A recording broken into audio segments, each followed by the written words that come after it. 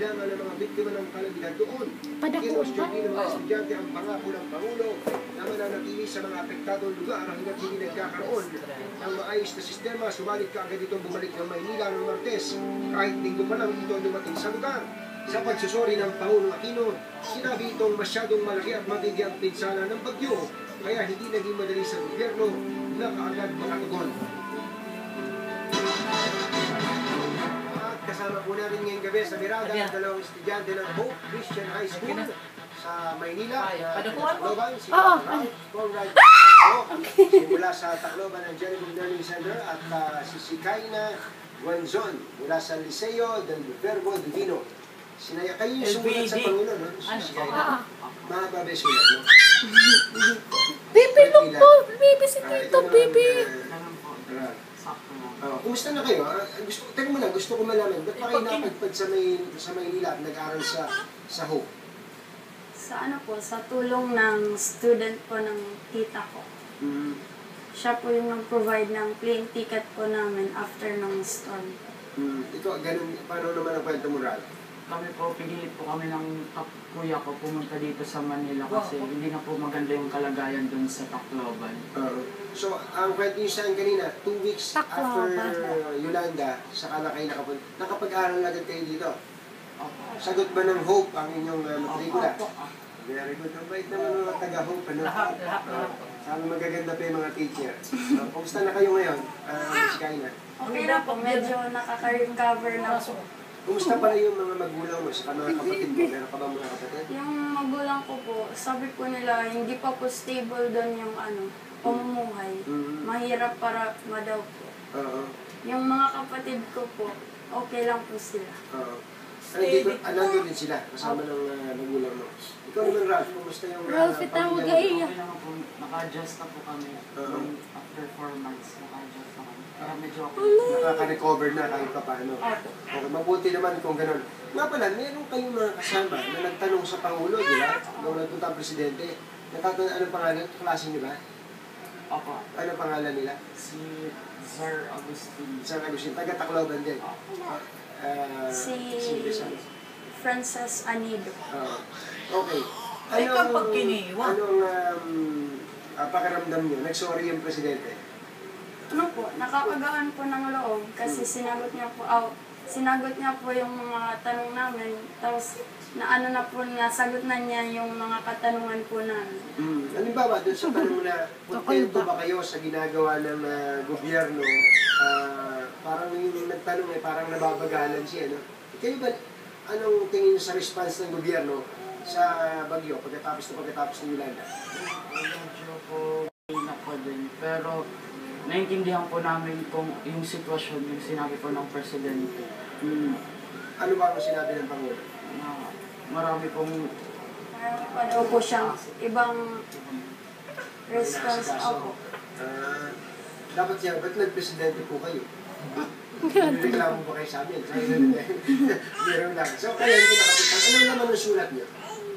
Ang tungkol po sa mga naranasan po namin nung after ng Yolanda po na wala po kami nare-receive na tulong. Tapos, yun po, kung paano po yung kalagayan namin. Ikaw naman, halos pareho. Sapagkat ang experience mo naman, pareho. Kumusta yung mga bahay nyo ba doon? Tumumba? Opo. Ganun din yun sa inyo. Malapit ba? Sa city ba mismo kayo? Tacloban City? Saan ka? doon po kami. Tacloban City. So, ikaw naman si Kayla? Palo. Sa Palo, Leyte. Wala namang disgrasya sa pamilya mo. Wala po. Very good. Nagpapasalamat tayo sa Panginoon Diyos dahil doon. Here, normally, kapag may mga, halimbawa, presko, presko ng mga malakanyang presko, o kaya 4 minutes na. Pupunta ang Pangulo, pagka may mga tanungan na ganyan, inaalam na ng press officer ng Pangulo kung ano ba tanong mo, ano ba tanong mo. Kayo ba, hindi ba sinanitize o in-screen yung mga tanong ng mga estudyante? Hindi naman? Very good. Ito, anong balita mo? Talaga bang malalakas ang loob ng mga taga-Tacloban? Ang bigat ng mga tanong mo. Hindi ba kayo natakot? Di ba ka magaling ng Presidente? Natakot. Anong pakiramdam mo habang itatanong yung kasama mo? Parang ako po yung kinakabahan. Kasi Siyempre, kaibigan ko po yun. Kung ano mangyari sa kanya, masasad po. Ano ba yung inaasahan mo magiging response ng Pangulo? Bakit ganun yung Hindi ka pakiramdam mo? panitira. Oo. Baka Kasi nga magalit. babae halata may makeup. Bakit? Nabalitaan mo nagkagalit ang Pangulo pag tinatanong? Hindi po. May pulpuyars. Minsan ng Pangulo, inibitahan na nga eh. Sa anniversary, nagalit pa eh. Anyway, dun sa pagsusori ng Pangulo, happy ba kayo doon? Nakakagamit pa ng loob. Ano ang ibig sabihin sa inyo, para sa inyong mga kabataan, mga third year high school na taga-Tacloban, ng pagsusori ng Pangulo? Ano para sa inyo? Ano ang dapat na maging interpretasyon nyo? Ano po, nag-sorry po siya, tapos meron po siyang gagawin na, mabilis na gagawin upang makarecover na po yung city namin. Ganun di ba ang isip mo? Ngayon, nung nakibalita, pagkatapos nung tanungan session na yun, nakatawag ba kayo sa probinsya? O, mabilis na ba ako? Marami na ba dumarating na tulong ngayon? Hindi pa rin. Akala ko naman eh, marami ng tulong. Hindi ba may mga bank houses na tinayo? Wala pa ba, hindi pa naaabutan ng tulong, marami mabilis na tulong ng inyong mga pamilya? Hindi ko po alam. Hindi pa rin nagbabago. Sana naman, dapat, ano ba yung inaasahan nyo? Ikaw, Ram? Sana po na patuloy pa rin yung pagtulong nila dun sa Tacloban. May pangatol, Ben. Kung ikaw si Kaina ang Pangulo, sa tingin mo, paano ka magre-respond sa ganitong klase ng kalamidad? Tutulungan ko po yung mga tao. Tapos, aasikasuhin ko muna po yung yung pinakamahirap nilang pinagdadaanan. Tsaka, susunod ko na po yung Iba na. na problema. So, iba talaga yung nandun mismo yung Pangulo. Babalik na ba kayo ng Tacloban pagkatapos na school year na daw? Opo. Ikaw ba? Naku, malulungkot yung mga Ikaw, Ran? Ako po magpapatuloy. Bakit dito ka na Wow, gagraduate nag-decide na yan, ma. So ikaw, doon ka na babalik sa Palo ka ba mismo? Pero sa Tacloban po Sa kami. Tacloban ka. School. Ako sana naman makatapos kayo ng pag-aaral, pagbutihan ninyo, at patunayan yung nakabangon Ay, pakita nila yung kan ate babes nga video. Congratulations sa inyo at sige, batiin niyo yung mga teacher niyo. Baka nakita. Ikaw, mama, kukanan ka na. I-acknowledge nila, sige. Sige na. Thank you po sa Hope Christian High School na tumulong po sa amin. Pero, Teacher Maria. Na hindi po sila nagsawa sa pagtulong sa amin. at scholar sila.